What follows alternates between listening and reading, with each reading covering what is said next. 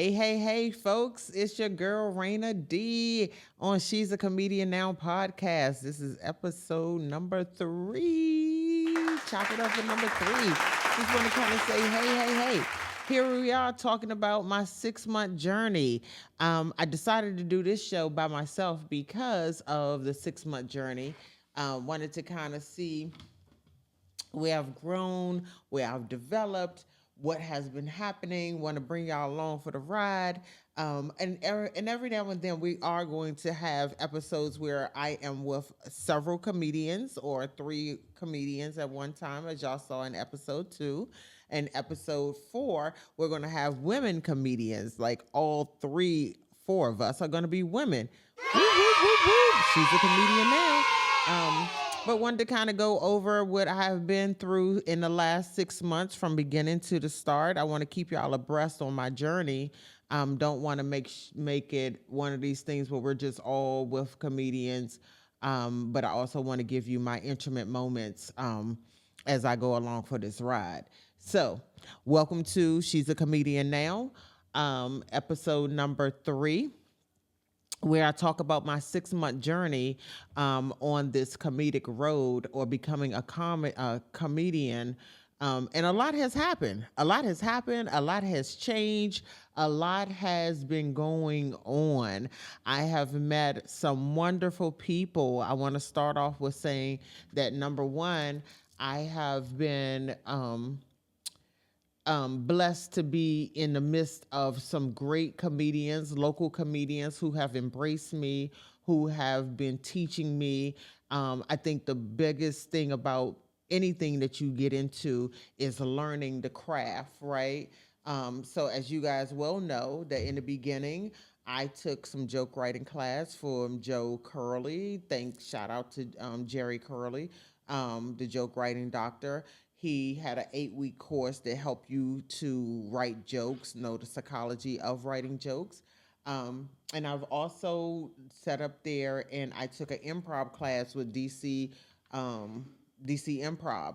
They had an improv class to help me get comfortable on the stage, being okay with not being okay with being embarrassed, right? Like that was my biggest fear, was getting on stage and becoming embarrassed, or not being funny, or not being polished, or not being what everybody expected me to be. And so I sat back and said, let me take a course to help me get past that and be okay with being past that.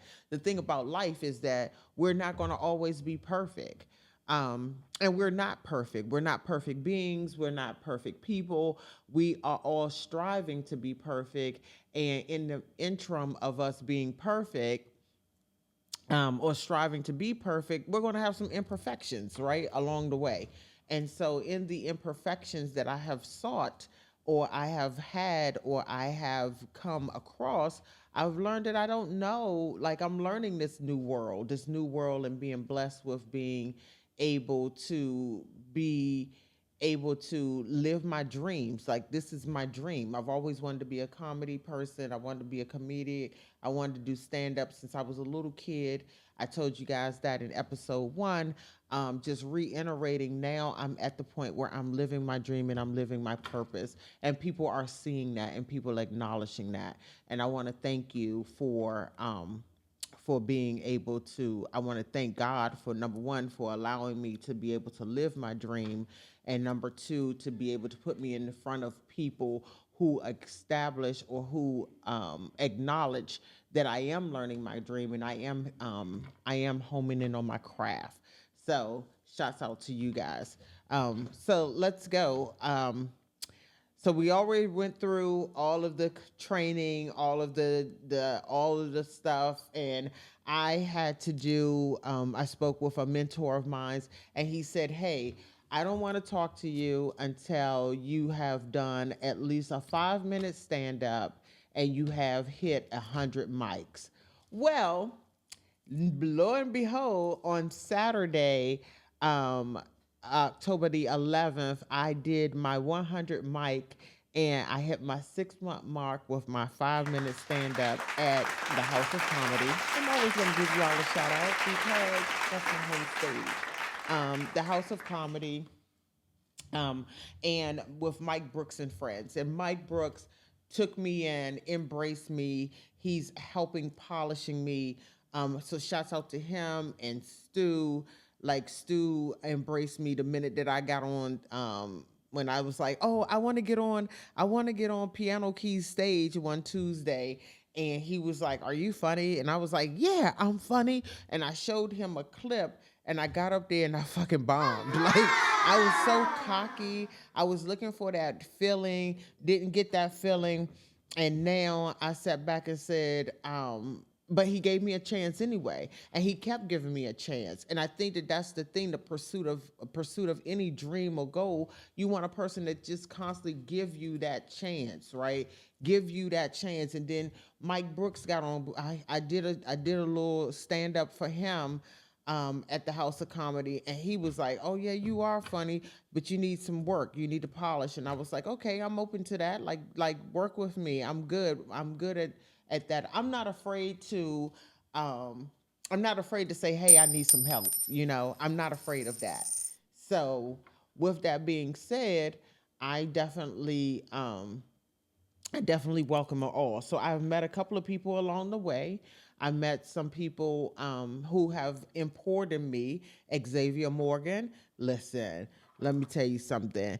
If you don't have an Xavier Morgan, a Stu, a Mike Brooks, and Percy in your pocket, you need to get you one, because those people, those guys, all have embraced me. They have taken me in, they have put me underneath their umbrella, and they have gotten me out on the stage. They've gotten me on their mics. And even if I don't want to, they just call my name. I don't have no other choice but to go up. They put on the country music, and I got to go in there and perform. I don't even half the time have anything to say, but I definitely come up there with just my own natural self. So in this journey, I figured out, what my woes and my codes are. So, and I'm just being totally transparent in this, guys. So, at first, when I first got on stage in April, I got on stage and I was a little buzzed. I do hit a vape pen. I do drink. I don't do like extreme. I don't smoke weed and all that kind of stuff. I don't knock anybody that does. Shout outs to the people who eat gummies and do a vape pen. But I don't do any of those things, right? And so I had a little buzz going on. It was a moment that was fulfilled in my life, or a moment that has always been awakening. And shouts out to my cigar girl. Listen, them girls, Denise, Sandra, Nikki, Alicia, like I can go on and on. Judy, shucks, Audrey, my homeboys, Will, Sam, like all of them, Leroy, all of them. I shouts out to all of them, because if it wasn't for those guys, I probably wouldn't be starting my career in comedy. So they put me on stage. I had a little buzz, and then after that, I was looking for that same fulfillment. I was looking for that same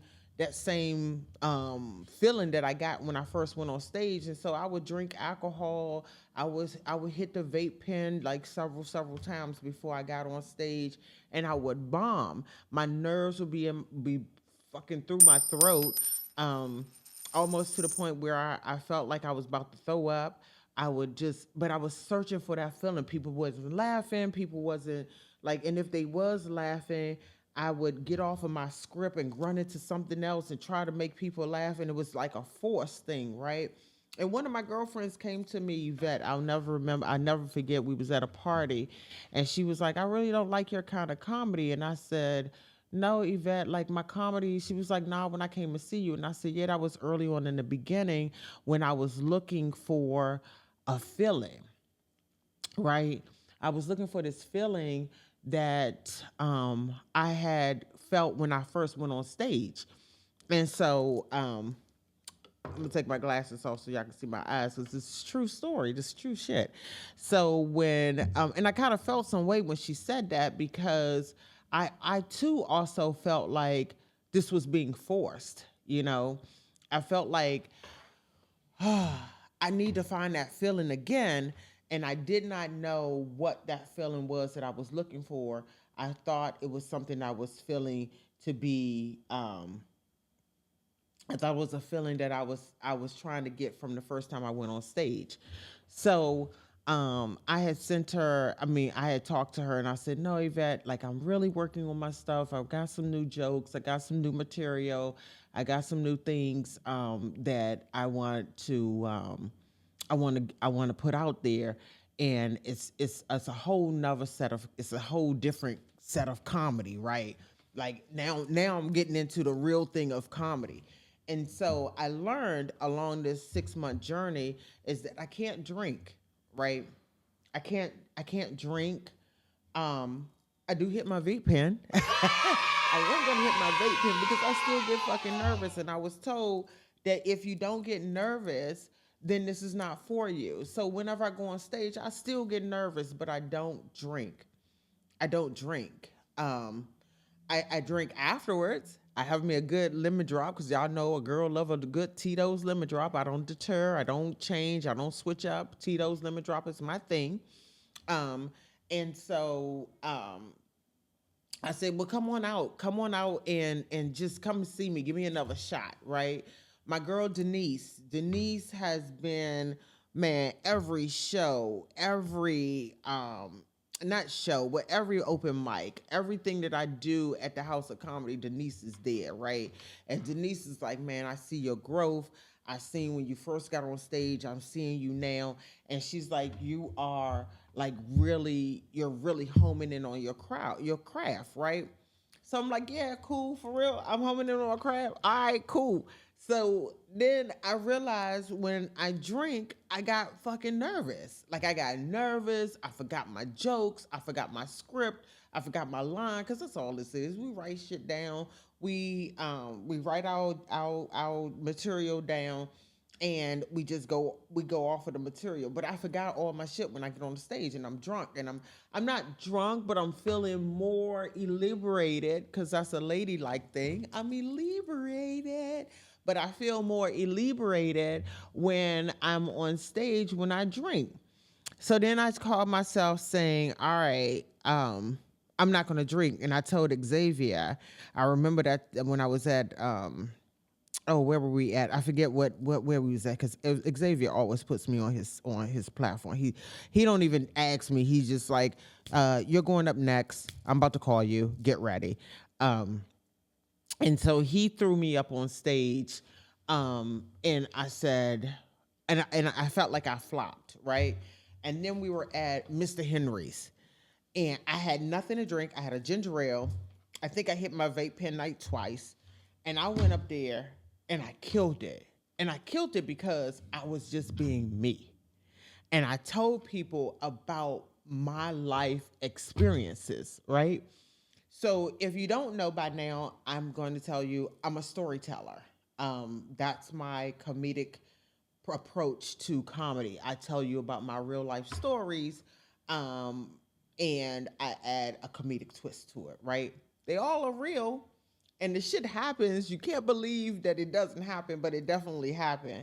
And so when I found that when I did not drink that night, and I went on stage and people were laughing, um, I realized that at that moment, I don't need alcohol to make people laugh. When I'm at work, I make people laugh. I'm not drunk. When I'm out and about, just hanging out with strangers, I'm making people laugh and I'm not drinking. And so I realized that along this journey, 6 months, not even 6 months in, but along this journey, I don't need alcohol to make people laugh.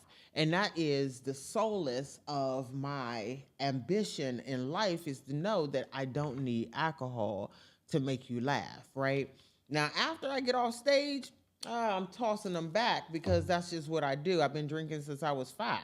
So I can't not drink. I don't think I can. Well, these hot flashes are motherfucker turning me into a not drinker, but I cannot not drink at all. Or maybe I could, but I don't want to, right? So these all things about what I want to do and what I don't want to do. But any hoops, I just felt like that journey for me was it was a pivotal moment, right? Like it was a pivotal moment for me to realize that I am funny naturally. I'm fucking naturally funny.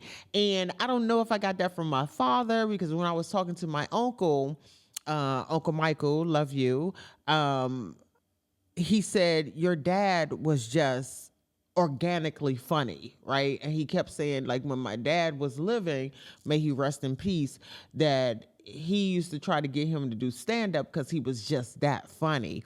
And so I don't know if his spirit jumped in me or what happened, but I realized that I am just that fucking funny without the alcohol. And I never knew that. Like I never paid attention to that. So that's one thing that I've learned in this 6 month journey, is that I don't need alcohol to make people laugh or for me to be funny, right? I'm just naturally funny, I guess. But that was one thing that I learned in this journey. Another thing that I have learned along this way is that like you definitely have to, you can't wing it, right? Like I'm a perfectionist, not a perfection. I'm not a perfectionist in the sense of I'm a perfectionist in a person. I am the perfection, like I am a detail orientated perfectionist person. I'm not perfect, but I definitely strive to be perfect. So I write my jokes down, and shouts out to my boy Dave Chappelle. Um, and I saw one of his interviews, and he said, or one of his stand-ups, and he said the funniest thing about him is that he write his jokes backwards. And I tried it. Like he writes the punchline first, and then he writes his joke around it. So people don't know that I'm a overthinker, right? Because I'm an Aquarius and I'm an overthinker. And I tend to write myself, I was writing myself out of the joke, right? Bypassing the punchline, looking at I was damn near writing a dissertation. Like, oh, this is a dissertation and I'm gonna spend 20 hours on a damn thing. But when you got 5 minutes on a mic, 5 minutes seems like a long time to a comic, but to the people, the audience, it doesn't seem that long. And if you don't have enough material to cover that 5 minutes, you kind of get lost in it. So I started writing my jokes backwards. Like when I was in Jerry Corley's class, he was saying write outlines. I was getting jumbled because you can write an outline. Let's say if you say this or that, and then you got to make all these lists of words with that it's associated with this or that, and that can end up into like never ever fucking land. And so I was just like, oh, I don't want to do this because I'm a huge procrastinator. What some of y'all don't know is that I have ADD and I am an OCD person. Self-diagnosed, of course, but those are my shortcomings. And so with my ADD, it makes me a little bit more intuitive in what I do, right? Like it's like I gotta become this overachiever kind of person. And I'm not like an overachiever, to be honest with you. I'm really not. Like I'm just a fucking girl just trying to figure out life and make this thing work for her. So I had to go through different scenarios. So I tried the list thing. I tried the writing. I tried to write out the stuff, write out the material, to try to get to the punchline. Figured out I got to the punchline 20 years later. And then Stu was like, you got to trim the fat, you got to trim the fat, you got to trim the fat. But I was like, I don't want to trim the fat because I don't know where I should start trimming it at, right? Like I didn't know how to get to a punchline quicker. And so Stu was like, you just got to keep, like, once you keep getting on the mic, you keep getting on the mic, you keep getting on the mic.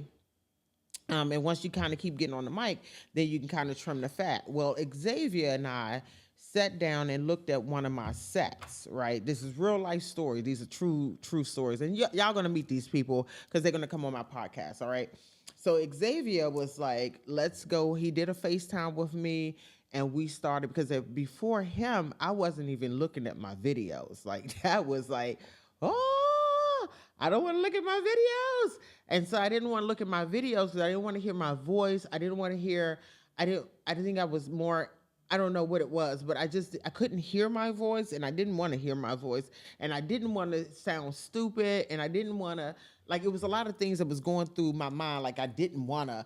And the emotional part of it was like, oh no, you got to, this is something that you got to do because you have to listen to your thing. And Brian Birch, who is my guy, man, Brian Birch was like, nah, as soon as I get finished a set, I listen to my set while I'm riding home in the car so I can critique it and shorten it and all that kind of stuff. So all these people are giving me the advice that I need, and I am just an asshole. Like, I'm not going to listen to my shit. I don't want to hear myself. And they're like, nah, you got to. Like, that's the only way you're going to be able to critique yourself. And I think that was the biggest thing with me, was that I was hard to critique myself. Now, I would listen to you critique me. I was able to take that, but I could not take my own critiqueness, if that means anything, right? If that's even a word, critiqueness. Maybe it is, I don't know. But I couldn't critique myself. And so Brian Birch was like, nah, you got to listen to yourself. And then with Xavier, we did a FaceTime. I'll never forget that day. We did a FaceTime. We did Monday, it was on a Wednesday. Monday, we did, oh God, what was that place I just called out down there on Pennsylvania Avenue? It'll come, Mr. Henry's. We had did Mr. Henry's.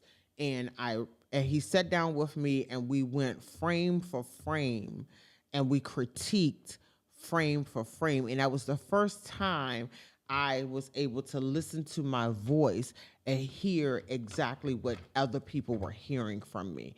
And I think that was the pivotal moment that I was like, either I'm going to shit or I'm going to get off of this pot. I'm going to shit or I'm going to get off of this pot, because other people see things in me that I don't always see in myself, right? And he was like, you're funny as shit. Like, even the comedics, the comedics that I meet now, and we like just chopping it up at an event or chopping it up on some open mic shit, and we just cracking up, and they like, man, you funny as shit, Rayna Dee, you funny as shit. I mean, although people told me that, my family, my friends, they all said the same thing, but like, I never knew that until I sat down that day and listened to myself, and I'm like, damn, I'm actually laughing at my own shit, right? Like, I'm actually laughing at my own shit. And so that brought me into fruition of saying that I needed to now. So now when I record my sets, and there's a lot of times, guys, let me tell you something. There's a lot of times I do open mics and I don't even record it. I don't, and it be the fucking I killed it moment. Like, I'll be like, motherfucker, I just hit, like, did you see me? I hit that shit and I did not even fucking record it. And it's like those moments, and then I'm like, I don't even remember what I said. Because those are those moments where, I'm just free. I'm just chatting it up. I'm not even looking at the fact that I have, I'm not even looking at the fact that I just did an open mic and I didn't even write the shit down or anything. So, I did a show on October the 11th, which led me to the show after doing all the critiquing, talking to Stu, did the little performance for Mike. Mike was like, Shorty, you good? I want to put you on this show. He put me on this show for October the 11th, and man, we sold the house out. I told people to get tickets. It was sold out. We had a good time. People were like, man, you were funny, and I didn't drink anything. I was good. I had a good fucking time. I had a good review and everything. And now it's like, all right, I'm actually taking this thing now, and I'm like, yeah, this is serious. This is serious. Like people want to do, like, we're running it back. You know what I'm saying? We got things that we're doing. Now this journey is like just taking me on to the next level and on to the next level. So I'm forever grateful that I'm able to walk in whatever this purpose is in life to make people laugh. I know everybody's going through the furlough thing. Everybody's worrying about the furlough thing, about you guys not having, paychecks coming up. Congress and the senators, they're taking their time with these decisions and shit like that, and not realizing that people lives are in the palm of their hands, right? Your livelihood is in the palm of their hands. But I'm here to tell you, like,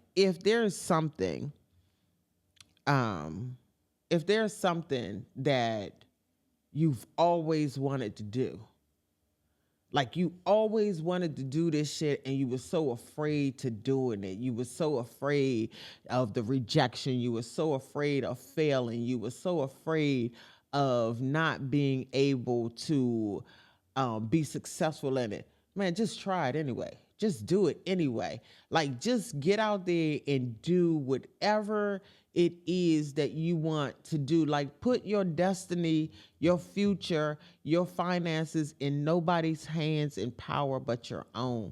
And that's what I did with this whole comedy journey. I took the fear. I took my fear. I took my I took my fear of embarrassment. I took my fear of failure. I took my fear of not being successful, and I just jumped out there. Well, my girls, Judy, Sandra, uh, Denise, Nicole, Maria, like all those girls, just threw me out there. Mickey, all them girls just threw me out there. And when they put me out there, I knew there was no turning back because this was something that I always wanted to do. So I'm here to tell you guys that if you ever wanted to do anything in your life, man, here's the time to do it. Life is too short. I have lost several friends that are below 50. Some are just making 50. Some didn't even make it into their 50s. And I am here to tell you to live your dreams. I didn't want to jump on here for long. This is just one of my little rants that I wanted to go through for my podcast. Wanted to just kind of give you guys a pivotal moment for me in this journey. Wanted to kind of let you know what's going on now. I got a lot of things going on now. So I have, we're running it back. The Unapologetically tour is coming back to the House of Comedy on the 29th of November. Show starts at 7 o'clock. We shall be putting out the information this weekend. I know I will be. Not this weekend. What's this weekend? I'll be putting it out in I will be putting it out in a couple of weeks. I will definitely be doing that. She's a Comedian Now Showcase is hosting a comedy show on November the 21st. We'll definitely be starting to put that information out within the next couple of weeks or two. We are at Martini's out in White Plains. Stu is having his classroom comedy session, where the comics are going out there to just kind of be on stage. So there's a lot going on. We're looking to try to bring comedy back to Mount Rainier. So there's a lot going on. This journey is taking me into a whole different world. It's pivoting into places that I never think I would ever be before.